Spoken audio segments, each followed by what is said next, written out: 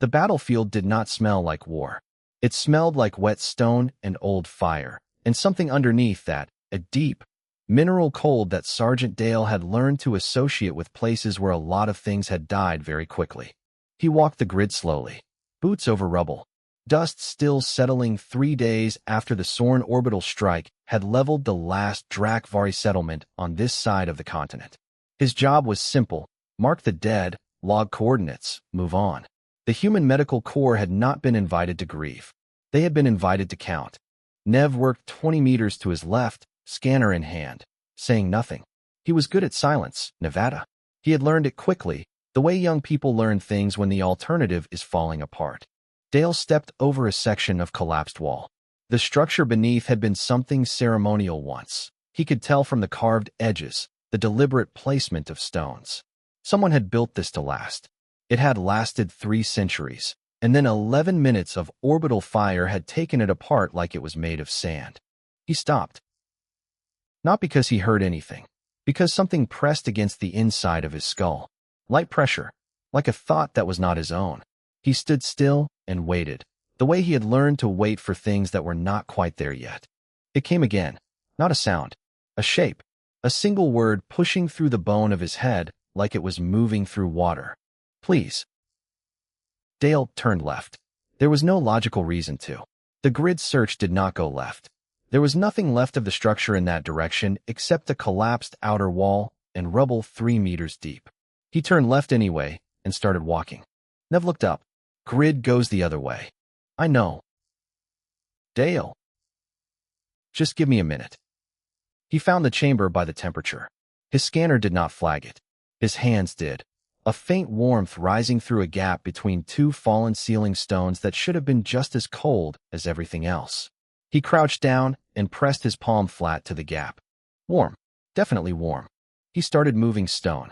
Not fast. Fast got people killed, got hidden structural sections destabilized, got roofs brought down on things that were still alive. He moved stone the way he did everything, methodically, without wasted motion. Nev appeared beside him after a moment and said nothing, just started helping. The chamber beneath was small, built low to the ground, lined with some kind of insulating clay material that had held the temperature long after the fire above it went out. Most of what was inside was already gone. Dale registered that fact and filed it away. He would feel it later. Right now his eyes were on the shape in the far corner, scaled, small, curled against itself in the way that living things curl when they're trying to take up less space in a cold world. One eye opened, copper-colored, enormous for the size of the face it was set into. The pressure came back into his skull, warmer this time, shaped around a new word, or maybe the same word reorganized. Warm. Not a plea, an observation, a hope stated like a fact, because the thing that said it did not know yet how to be uncertain. Dale did not reach for his comm unit. He did not call it in. He did not consult the Medical Corps field manual on the discovery of sapient life forms in active combat zones, which was a document he had read twice and disagreed with on nearly every page. He took off his jacket. It was cold. He did not particularly care. He folded the jacket into a shape that could hold something, and he reached forward slowly, slowly enough that the copper eye watched him and did not close, and he lifted her out. She weighed almost nothing. Her scales were dry and cracked at the edges. Her wing membranes, folded flat against her body, had tears along the outer edges that would need attention soon. She was breathing in small, fast intervals, each breath a little ragged. She pressed her nose against his chest and went still. Nev stood at the entrance of the chamber and looked at Dale and looked at the creature in Dale's arms and said, very quietly, "Is that?" "Yes." "Are there others?" Dale looked at the chamber, at the clay lining, at what the clay lining had held before the strike. He looked back at Nev. "No," he said. Nev was quiet for a long moment. "Then, what do we do?" Dale wrapped the jacket tighter and stood up. "We go back to camp. And you don't say anything to anyone until I figure out what we're dealing with." "That's against. There are about 14 regulations that." "I know." "Captain Lyra is going too." "I know, Nevada." Nev looked at the small, scaled face tucked against Dale's chest. The copper eye had closed. The breathing had slowed. Warmer, steadier now, like something that had decided, against all reasonable evidence, that it was safe. Okay, Nev said. They walked back through the rubble. The sky over Veldara was the color of old smoke. In the distance, a Soran transport moved along the ridge like a slow, dark insect, unaware and unconcerned. Dale kept walking. He did not look up at it. He looked down at what was in his arms, and he counted her breaths, and he kept them steady in his mind like something he was responsible for. Which, as of approximately 4 minutes ago, he was. The med bay of a human field camp was never quiet. Generators hummed. Injured Soran prisoners shifted on their cots and made low sounds in their own language. Equipment beeped and the ventilation rattled, and someone was always boiling something in the corner that smelled like it was trying too hard to be food. It was, Dale decided, the perfect place to hide something. Nobody looked closely at anything in a med bay. There was always too much else to look at. He cleared a corner behind the equipment storage. Not suspicious. Equipment storage always had to be reorganized. He set up 2 heat lamps borrowed from the reptile physiology kit they carried for Soran patients, whose biology ran cold. He lined the crate with insulating wrap. He placed her inside. She fit with room to spare. That was the thing that kept catching him off guard. How small she was. He had seen images of adult Drakvari in the Galnet archives. Great-scaled things, wingspan wide enough to shadow a city block, eyes like lanterns, voices like stone being split. This creature could sit in a standard-issue field pack. She watched him set up the heat lamps with the copper eye and one other eye that she had apparently decided to start using. Nev leaned over his shoulder. She's looking at you like you're the strangest thing she's ever seen.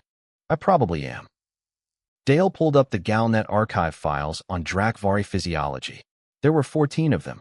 They were written by xenobiologists who had done their research at a distance, because getting close to adult Drakvari without being invited was not something that produced follow-up research papers. The files covered wingspan, thermal output, estimated mass, acoustic communication range. Not one of them covered hatchling nutrition or wound care for torn wing membranes. He was on his own. He started with what he knew. She was cold-blooded, or close enough that the heat lamps made her visibly relax within the first 20 minutes. She was dehydrated. He could tell by the dullness of her scales at the edges and the slight sunken quality around her eye sockets. He rigged a slow drip of saline solution from the med bay stores and positioned it near enough that she could reach it, which she did, cautiously, after about 10 minutes of staring at it like it might move on its own. Food was harder. He went through the supply manifest twice. The human rations were useless. The Soran prisoner nutritional slurry, a high-protein paste the color of something unpleasant, was technically designed for a cold biology carnivore. He checked the protein and mineral content against the dietary notes in the Galnet files. Close enough. Not right, but close enough. She ate it. Not enthusiastically. She communicated her opinion of it clearly via the pressure in his skull, a flat, unimpressed sensation that he was increasingly reading as her version of a frown. But she ate. The wing membranes were the worst of it. The tears were not deep, but they were in tissue that needed moisture to heal and had been getting none. He used a sterile dermal wrap meant for Soran skin lacerations, which had a similar elasticity. He worked slowly, talking to her while he worked, not because he expected her to understand all of it, but because silence made him feel like he was operating on a piece of equipment rather than a person. She was quiet while he worked. Still, only the slight pressure in his head, not words now, just a steady low hum, like she was monitoring the situation and had not yet decided what she thought of it. When he was done, she put her nose against his wrist. He went still. She sent him an image. Not words, an image, clear as a photograph in his mind. A heartbeat, felt from the inside, warm and rhythmic, and beside it a darkness and cold, and then another heartbeat. His, different from the first, but warm in the same way. He understood it. He was not sure he was supposed to understand it that quickly, but he did. Nev came back from his shift an hour later and sat down across from the crate. She was asleep by then, curled under the heat lamp, the copper eye shut, her breathing even. Nev, Dale said quietly. She's the last one. I know. That means the species ends here if we get this wrong. Nev was quiet for a moment. Then we don't get it wrong. He paused. I reached out through the neutral channel network. There are Drakvari living off-world. Exile communities. They thought they were the end of it. They're not. No, but they don't know that yet. Nev hesitated. I also found a name. Commander Oru. Old military, thought to be dead. He's in neutral territory. Alive. Dale looked at the sleeping shape in the crate. The wing membranes, wrapped. The scales, a little less dull already. The small chest moving up and down with something that had decided it was worth doing. Contact him, Dale said. He might not believe us. Then we'll make him believe us. Dale leaned back. But first we have another problem. Captain Lyra flagged my supply logs this afternoon. She knows something's off. Nev winced. How long do we have? Until she stops being patient. So not long. In the crate, the small creature made a sound in her sleep. Not distress, just a low hum. The sound of something dreaming in a warm place it had not expected to find. Dale listened to it for a moment before he turned back to the screen. He had work to do. He always had work to do. But this particular work felt different from the other kind. This kind felt like it mattered forward, not just in the moment. He kept going. Captain Lyra did not shout.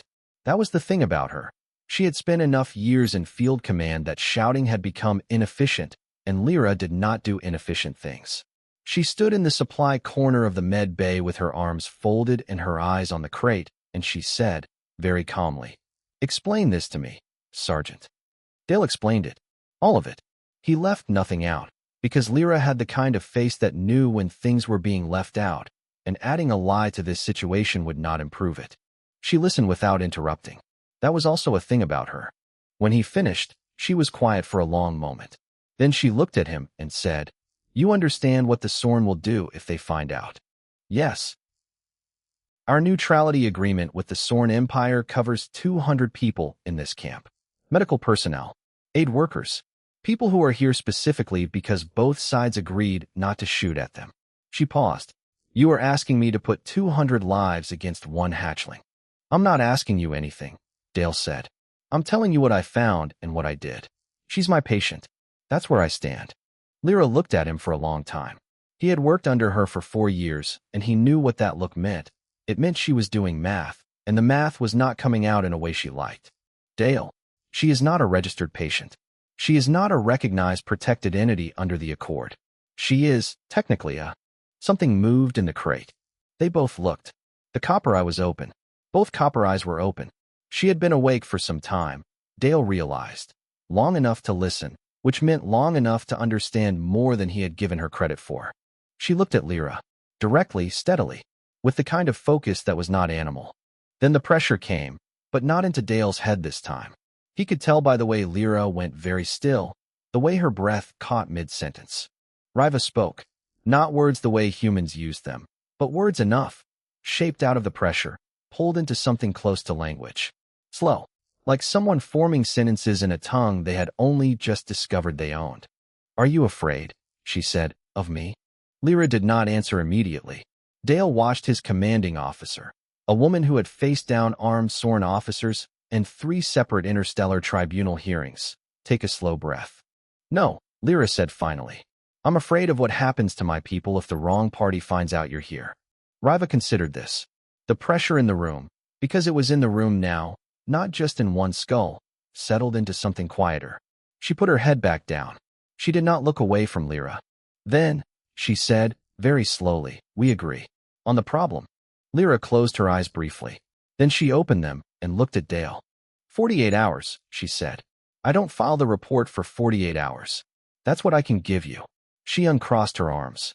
"If you have a solution that doesn't end with all of us in a Sorn processing cell, you better find it in that window." She walked out. Dale watched her go. Nev appeared from behind the equipment stack where he had been very quietly not existing. "She's going to help us," he said. "She gave us 48 hours. That's the same thing. From her." He moved to the crate and crouched down. Riva looked at him with the steady copper gaze. "I got a response from the Exile Network. Commander Oru.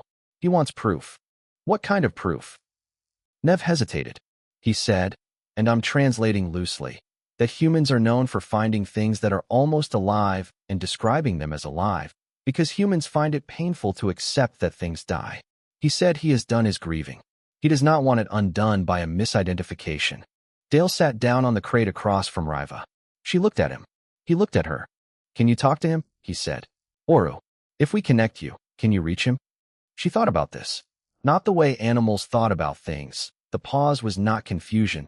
It was deliberation. She was weighing something. I would know him, she said. If he is Drakvari, I would know what he is. How? She touched his wrist with the tip of one small claw. The image came again, the heartbeat, and the other heartbeat, and the comparison she had made between them. He understood.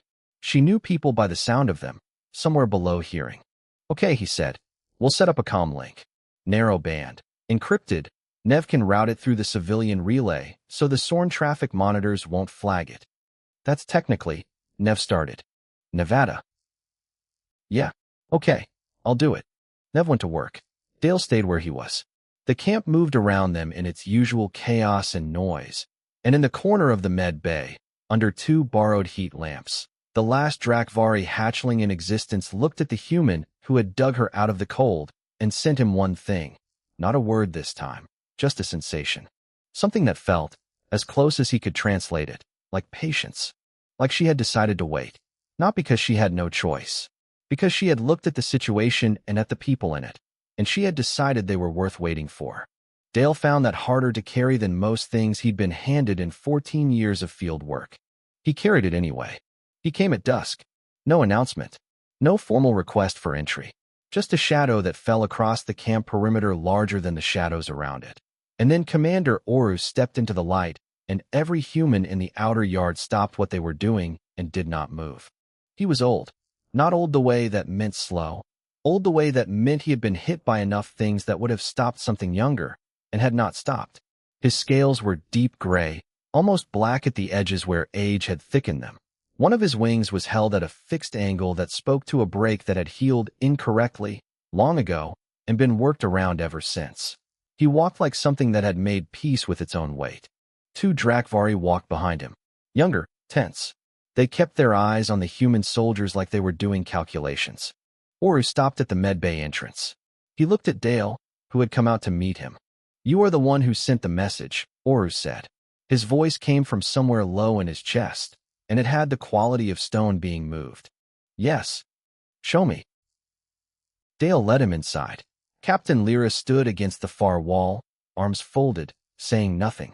Nev hovered near the equipment stack. The camp felt smaller than usual with Oru in it. And then Riva moved. She had been still. Dale had checked on her 20 minutes ago, and she had been asleep. But the moment Oru crossed into the room, she came awake like a switch had been thrown. She rose up on her forelegs in the crate, scales catching the lamplight, and she made a sound. It was the sound Nev had described later as bells underwater. Dale did not have a better description. It came from her throat and her chest, and somewhere deeper than both, and it was not loud, but it filled the room entirely. Oru stopped walking. He stopped the way mountains stop, completely, without leaning. He stood in the middle of the med bay, and he did not breathe for 3 full seconds. The sound Riva was making was language. Dale did not know that language, but he knew it was language by the way Oru received it. His body changed, not dramatically, but in the way that bodies change when they hear something they were not prepared to hear. His head tilted. One hand, massive and gray-scaled, lifted slightly at his side and then lowered again. Dale stepped back. He moved to where Nev was standing, and he stopped there and he watched. Because this was not for him. Oru walked forward slowly. When he reached the crate, he lowered himself to one knee, the motion deliberate, like a formal thing. Riva climbed to the edge of the crate and pressed her nose to the back of his hand. The room was quiet. After a long time, Oru stood. He turned to face Dale, and his expression had changed. Not visibly, not in the way a human face changes, but the weight of it was different. It was the expression of someone who had been carrying something for a long time and had just been told they could put half of it down. She is speaking the hatchery language, Oru said. It is the language the caretakers used in the nurseries. Songs mostly. It would have been in the air around her when she was inside the shell. He paused. I have not heard it spoken aloud in 11 years. Dale said nothing. He had learned, over time, that silence was sometimes the correct answer. You dug her out, Oru said. It was not a question. Yes. Why? Dale thought about the word that had pressed into his skull in the ruins. The shape of it. The size of it. She asked me to, he said. She said please. Oru looked at him for a long time. Dale did not look away. What do you want from this? Oru asked. Humans do not do things without wanting something from them. That's not true, Nev said, from the corner. He said it quietly and without apology. Ori looked at him, then back at Dale. I want her to live, Dale said. That's it. I don't know enough about her biology to guarantee that on my own. You do. So I need your help, and she needs yours. That's the whole transaction. You do not want alliance. Political standing. Access. I want her to live, Dale said again. Simpler this time. Riva had settled back in the crate, but her eyes were on Oru, steady and intent. She sensed something into the room. Not words, just a warmth. A direction. Oru exhaled slowly. She is choosing to trust you, he said. The hatchery young bond to what is warm and present. She has bonded to you. I know, Dale said. That means if she is taken from you before she is old enough. I know, Dale said again. So we don't let that happen. Oru was quiet. Outside, the wind moved across the ruins, and somewhere far off, a Sorn transport droned along the ridge, slow and indifferent. Then Oru said, Tell me what she needs. Tell me what she has already been given, and we will find what is missing. He sat down on the floor of the med bay, cross-legged, enormous, and began to talk. Dale listened with a medical pad in his hand and wrote down everything. And across the room, under the heat lamps, Riva watched the two of them, the human and the elder of her own kind, working the same problem from opposite ends. And she made the bell's underwater sound again, softer this time. Satisfied. The Sorn diplomatic escort arrived 3 days before Dale expected them, which meant someone had talked. He did not spend time being angry about it. He spent time thinking. General Vareth walked into the camp the way the Sorn did everything, precisely, without waste of motion. He was not tall by Sorn standards, but he carried himself like tallness was a choice he had simply declined. For officers behind him, all unarmed, technically, all very clearly aware of where the human soldiers were standing. Sergeant Dale, he said, in clean and practiced interstellar common. I have a formal inspection request. Your medical facility is believed to be housing a biological asset classified under Sorn Emergency Ward Decree 7. Dale had read Decree 7 that morning. He had read it 3 times. Weapons-capable organisms of the Drakvari classification, he said. Yes, I know the decree. Then you understand the inspection is not optional. Walk me through something first, Dale said. He did not move from the doorway. When was the last confirmed Drakvari adult in active military engagement? Vareth paused. Just a fraction. 11 years ago. And the decree was written in response to that engagement. Correct. So the decree addresses weapons-capable organisms. Adult Drakvari. Military age. Dale kept his voice even. What I have inside is 6 weeks old. In human terms, she is roughly equivalent to a newborn. She cannot fly. She weighs less than your field kit. He tilted his head. At what point does a 6-week-old infant become a weapon under your decree, General? Vareth's expression did not change. He was good at that. The decree is not age-specific. No, it isn't. That's interesting, because most laws that target sapient species tend to specify age, because most civilizations recognize that holding infants responsible for the capabilities of adults is a categorically different kind of law. The kind that sounds different when you read it out loud in front of other people. He had been talking long enough. He reached into his jacket pocket and pulled out his comm unit. He had preset the frequencies the night before. Nev had triple-checked them. He pressed the broadcast key. This is Sergeant Dale of the Human Medical Aid Corps, transmitting on open civilian bands, Human Core frequencies, and Galnet press relay channels. He did not raise his voice. Sorn Empire forces are currently at our facility requesting custody of the last surviving infant of a sapient species currently under human medical care. She is 6 weeks old. She is recovering from injuries sustained in the orbital strike that killed her entire family. We are documenting this. The camp had gone very quiet. Vareth looked at the blinking light on Dale's comm. He knew what that light meant. Every Sorn officer with any political experience knew what that light meant. Captain Lyra walked out of the med bay and stood beside Dale. She said nothing. She did not need to. She stood there with her arms at her sides and her face completely neutral, and she did not move. Oru came around the side of the building. He moved slowly, deliberately, and he stopped when he was visible and stood still. He said nothing either. He was simply present, Enormous, gray-scaled. The last adult Drakvari most of these Sorn officers had ever been within 50 meters of. Vareth looked at Dale, at Lyra, at Oru, at the blinking calm light. You understand, Vareth said quietly, that this will complicate things. I imagine it will, Dale said. Complication is better than the alternative. Vareth was quiet for a long moment. Behind him, his officers exchanged looks that they were trying to make look like they were not exchanging looks. Inside the med bay, Riva was awake. Dale knew without looking. He could feel her attention like a low warmth at the back of his mind. She was listening. She understood more of this than she was supposed to, for her age, but she had spent every day since her rescue listening to humans talk, and she was fast. She did not come to the door. She stayed in the crate. But she sent something outward, not to Dale, not to Oru, but into the space between all of them. A presence. Small. Alive. Clearly, simply, undeniably alive. Whether Vareth felt it or not, Dale could not say. What he could say was that Vareth looked at the doorway for a long moment. Then he looked back at Dale. I am filing a formal protest with the Human Aid Corps Governing Council, he said. This inspection is postponed pending review. He turned. We will return, Sergeant. I'll make sure the documentation is ready, Dale said. The Sorn escort left the way it came. Precisely. Without waste of motion. When they were gone, Nev came out from inside and said, Did that actually work? Dale looked at the comm unit.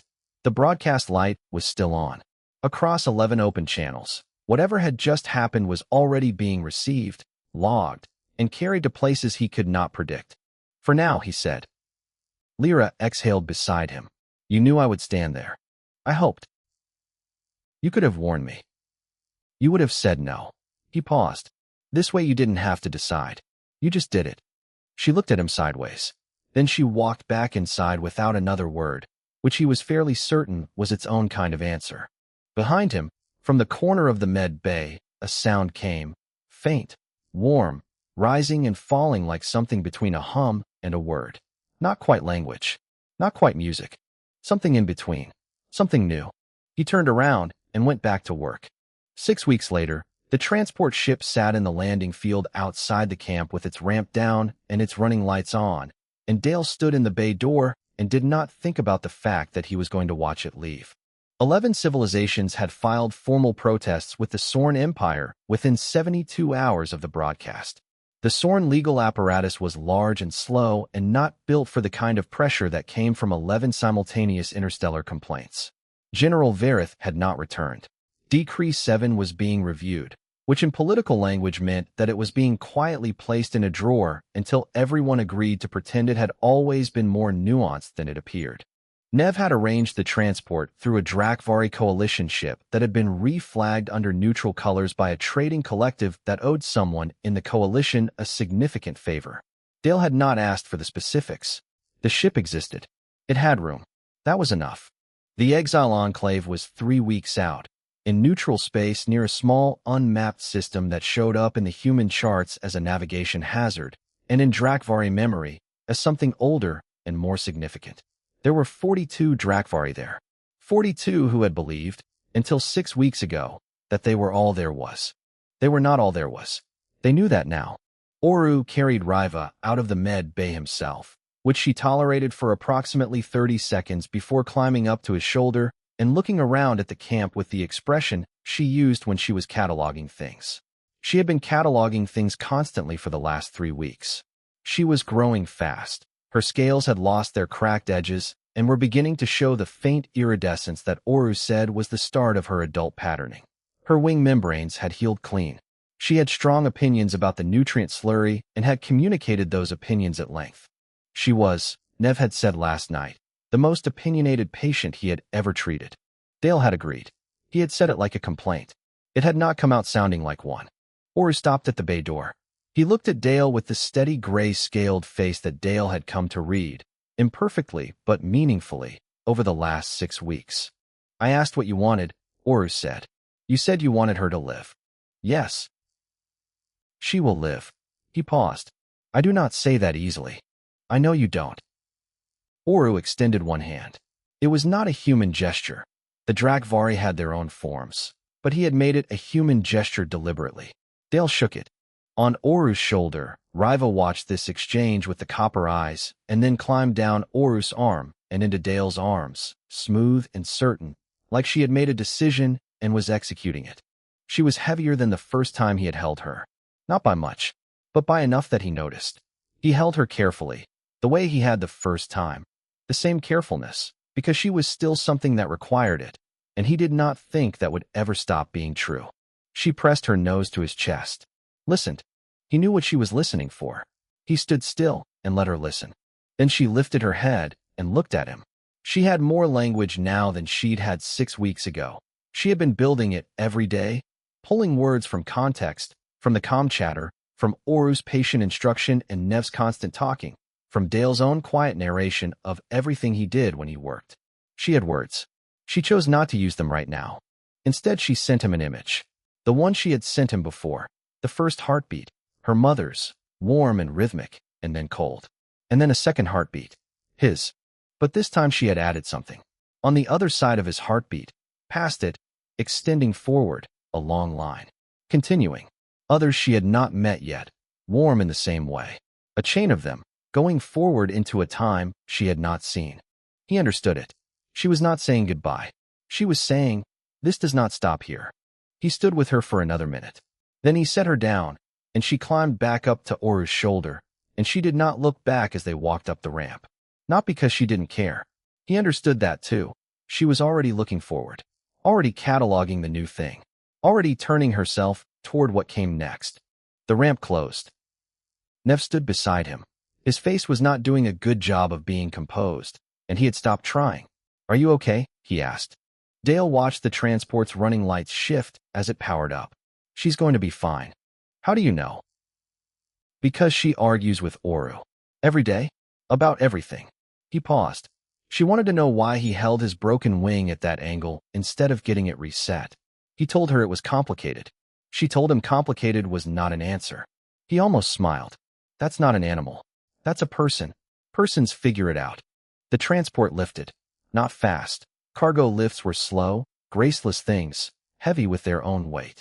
It cleared the field and angled up, and the running lights became smaller, and then they were just lights among other lights in a sky the color of old fire over the ruins of Veldara. Dale stood and watched until he could not tell which light was the ship anymore. Then he went back inside. There was work to do. There was always work to do.